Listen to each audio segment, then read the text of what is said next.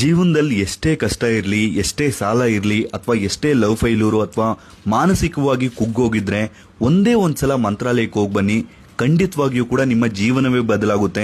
ನೀವು ಜಸ್ಟ್ ಹೋಗಿ ಬಂದಾದ ನಂತರ ಒಂದು 30 ದಿನಗಳಲ್ಲಿ ನಿಮ್ಮ ಜೀವನದಲ್ಲಿ ಚೇಂಜಸ್ ಗೊತ್ತಾಗುತ್ತೆ. ನೋಡಿ, ತುಂಬಾ ಹೋಟೆಲ್ಗಳಲ್ಲಿ, ತುಂಬಾ ಅಂಗಡಿಗಳಲ್ಲಿ, ತುಂಬಾ ಮನೆಗಳಲ್ಲಿ ರಾಘವೇಂದ್ರ ಸ್ವಾಮಿಯವರ ಫೋಟೋ ಇರುತ್ತೆ. ಯಾಕಂದ್ರೆ ವಿಶೇಷತೆ ಅನ್ನೋದು ರಾಘವೇಂದ್ರ ಸ್ವಾಮಿಗಳದ್ದು ಅಷ್ಟೊಂದಿರುತ್ತೆ. ನೀವು ಮಂತ್ರಾಲಯಕ್ಕೆ ಹೋಗಕ್ಕಾಗಿಲ್ಲ ಅಂದ್ರೆ ಹತ್ತಿರದಲ್ಲಿರುವಂತಹ ರಾಘವೇಂದ್ರ ಸ್ವಾಮಿ ದೇವಸ್ಥಾನಕ್ಕೆ ಹೋಗಿ ಬನ್ನಿ. ನಿಮ್ಗೆ ಅಲ್ಲೇ ಚೇಂಜಸ್ ಅನ್ನೋದು ಗೊತ್ತಾಗುತ್ತೆ.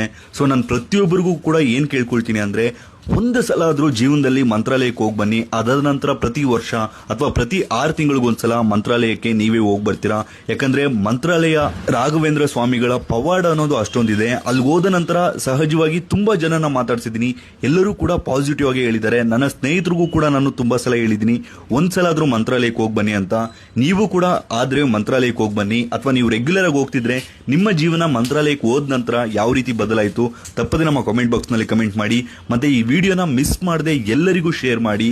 ಒಂದೇ ಒಂದ್ಸಲ ಮಿಸ್ ಮಾಡದೆ ಎಲ್ಲರೂ ಕೂಡ ಮಂತ್ರಾಲಯಕ್ಕೆ ಹೋಗಿ. ಓಂ ನಮೋ ರಾಘವೇಂದ್ರಾಯ, ಓಂ ನಮಃ ಶಿವಾಯ.